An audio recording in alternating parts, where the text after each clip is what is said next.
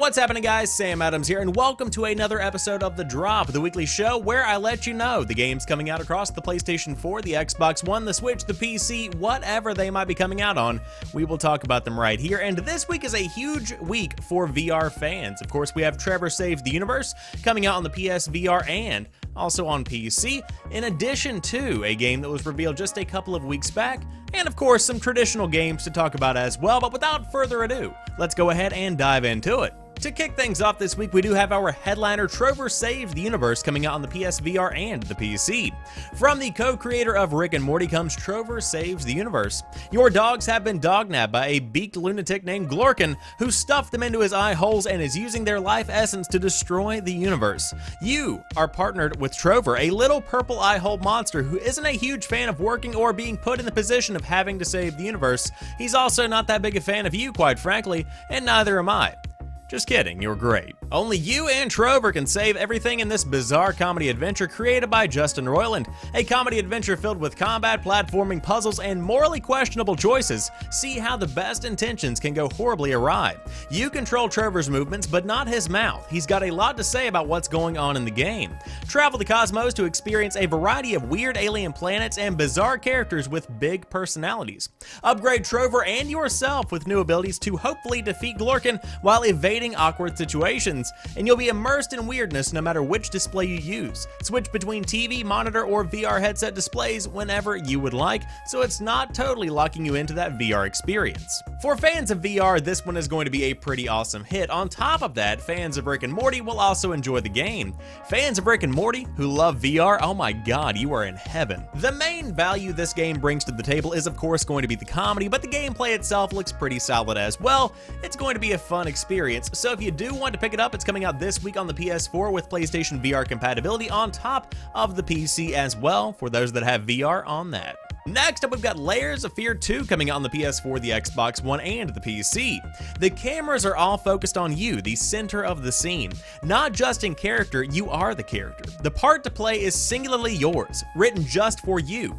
You are met with silence, no barking orders from the director, no call to action that you need to become this version of yourself. The demand to act fills your mind, but the script pages hold no words. Your past has helped to mold you into what you are, forced upon you the skills required to hone your craft. That same past has scraped deep, furrowing scars into you, not on the outside where the world can see, but in a place buried so deep within that it has become shapeless.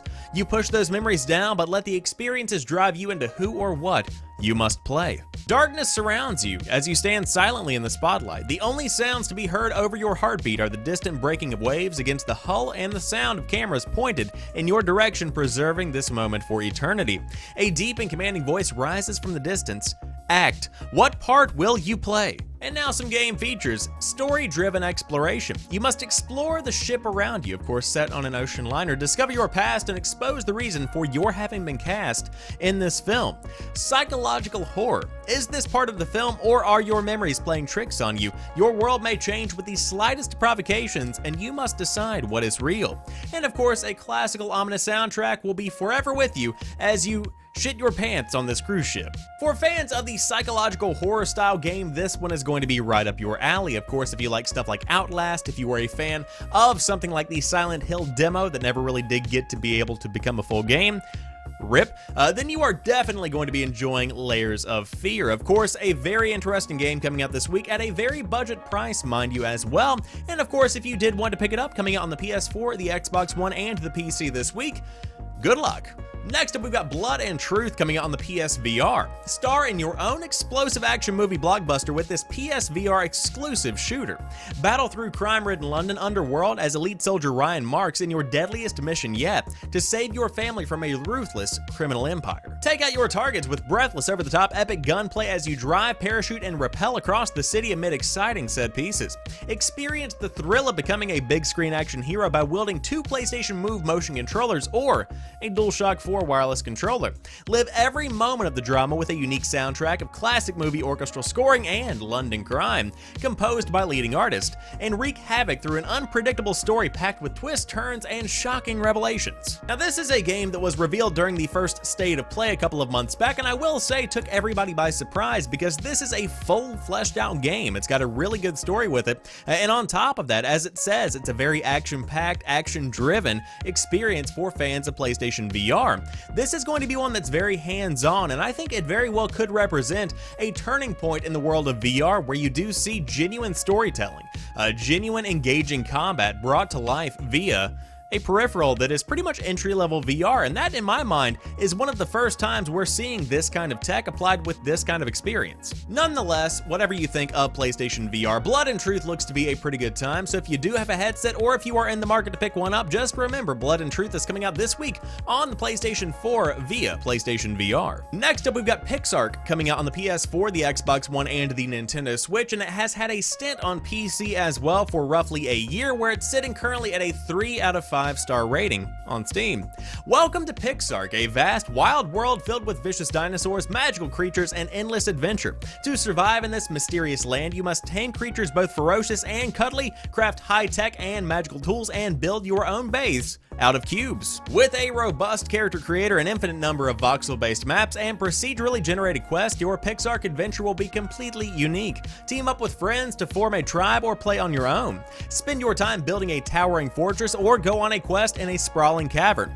Fly on the back of a dragon and smite your enemies with a magic sword, or ride a mighty T-Rex and blast your foes with a rocket launcher.